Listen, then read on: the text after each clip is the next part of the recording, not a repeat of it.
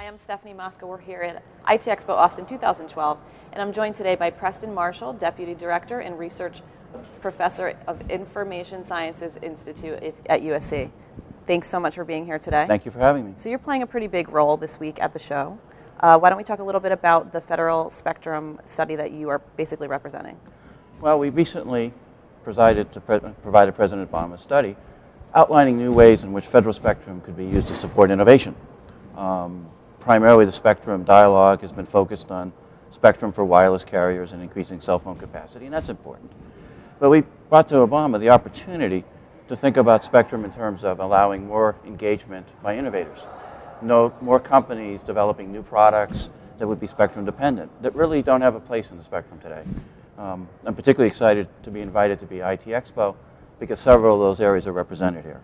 The Wi-Fi Summit, the Super Wi-Fi Summit, is dealing with possible sharing of TV bands, which is a step towards sharing massive amounts of federal spectrum. Absolutely. The machine-to-machine world is really constrained by limited options for connectivity that shared spectrum from federal agencies could possibly provide. So these are the kind of companies that would bring innovation to this area and could really support a fundamental change in American spectrum policy to use it to accentuate innovation. So you talk about really, in terms of being a part of these events and meeting with these companies, you're really reaching out to them to kind of get their feedback. How do you exactly do that? How do you approach them and really try to work with them in terms of this? Well, what we're here talking about is different business options. Everyone understands the cellular option. You pay so much per month, the big towers. But a lot of these other ideas haven't evolved yet. And so it's very hard to go to regulators, legislators, even the president, and say they should have a place at the table because they're really not sure who they are yet. Right. And so understanding the business opportunities as well as the technical ones. My specialty is technical. But to make that technology happen, it has to have a good home. It has to have business opportunities. It has to be something people are comfortable in investing in. Absolutely. And so developing that story is really important. And the kind of companies here are the people who have to help build that story. Agreed. And I mean, really, especially in the telecommunications industry and these particular markets that you reside in, you talk about innovation, and we need these companies to be innovative in order to move this industry forward. So how would you suggest to these companies that they really need to, take what they're doing and make it innovative? Well, I think they want to do that. I don't think it's up to me to suggest that. I think what we have to do is understand how collectively we can act so that the people making decisions in Washington understand the opportunities that are there. The cellular industry, for example, is very good at representing the options. Everyone understands cellular. When we come along and talk about TV white space or machine to machine, it's very hard for them to understand what does that really mean in terms of billions of dollars of revenue, in terms of jobs employment.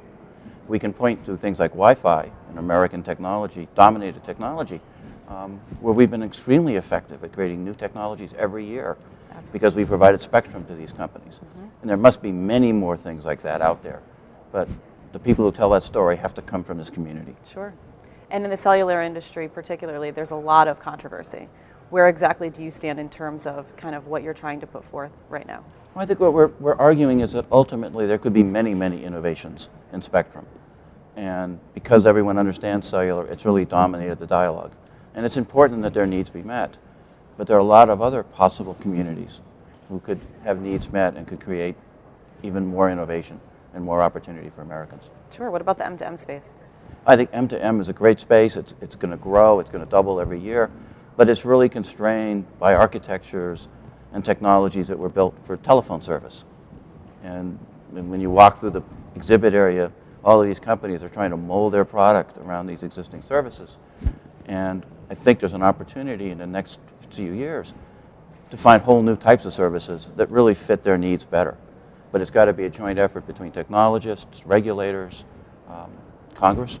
Sure. And to do that, we have to make a very effective case. So as I said before, you're playing a pretty big role at the show this week.